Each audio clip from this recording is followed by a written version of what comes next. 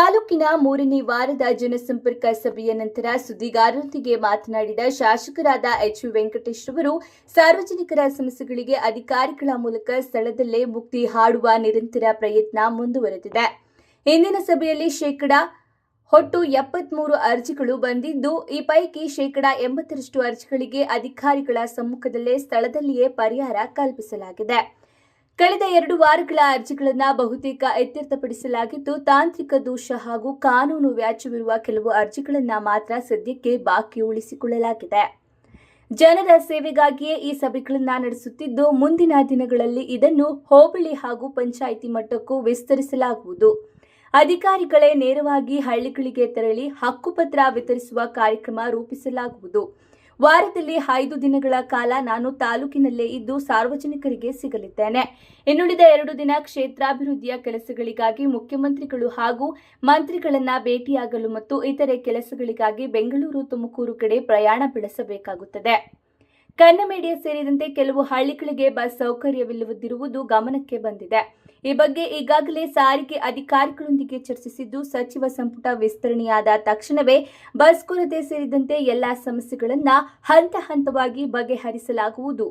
ರಾಜಕೀಯ ವಿರೋಧಿಗಳ ಯಾವುದೇ ಟೀಕೆಗಳಿಗೆ ತಲೆಕೆಡಿಸಿಕೊಳ್ಳದೆ ಸಾರ್ವಜನಿಕರ ಹಿತರಕ್ಷಣೆಗೆ ತಾವು ಸದಾ ಬದ್ಧರಾಗಿರುವುದಾಗಿ ತಿಳಿಸಿದರು. ನಾನು ಕೆಲವರು ನೀವು ಹೇಳ್ದಂಗೆ ಸತ್ಯ, ಅವರು ತಂದೆಯವರಿದ್ದರು, ತಾಲ್ಲೂಕಿನೆಲ್ಲ ಜನಗಳ ಕಷ್ಟ ಸುಖ ನೋಡ್ತಾರೆ ಅನ್ನೋದು ತುಂಬ ನಿರೀಕ್ಷೆ ಇಟ್ಕೊಂಡಿದ್ರು.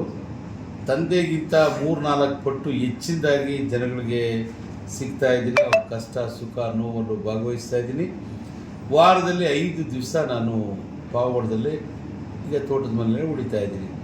ದಿನನಿತ್ಯ 1000-1500 ಜನ ನಮ್ಮ ತೋಟದ ಮನೆಗೂ ಬರ್ತಾರೆ. ಪ್ರತಿ ಸೋಮವಾರ ನಾನು ತಂದೆಯವರಿದ್ದಾರೆ ಅಂತೇಳಿ ಸ್ವಲ್ಪ ನನ್ನ ಬೇರೆ ಬೇರೆ ಕೆಲಸಗಳು ಮಾಡ್ತಾಯಿದ್ದೆ.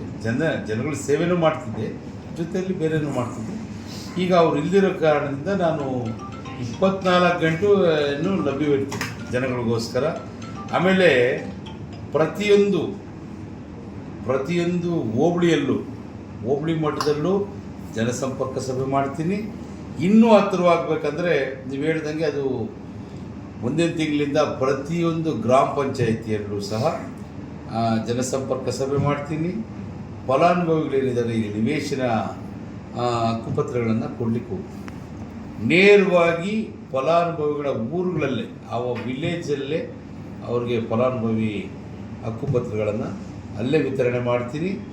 ಗ್ರಾಮ ಪಂಚಾಯಿತಿ ಮಟ್ಟದಲ್ಲೇ, ಪ್ರತಿಯೊಂದು ಗ್ರಾಮ ಪಂಚಾಯಿತಿ ಮಟ್ಟದಲ್ಲಿ ತಾಲೂಕು ಅಧಿಕಾರಿಗಳೆಲ್ಲ ಕರ್ಕೊಂಡೋಗಿ ಜನಸಂಪರ್ಕ ಸಭೆ ಮಾಡಿ ಜನಗಳಿಗೆ ಅನುಕೂಲ ಆಗೋ ರೀತಿಯಲ್ಲಿ ನಾವು ಅಲ್ಲೇ ಪರಿಷ್ಕಾರ ಮಾಡುವ ಕಾರ್ಯಕ್ರಮವೂ ಆಗ್ತದೆ.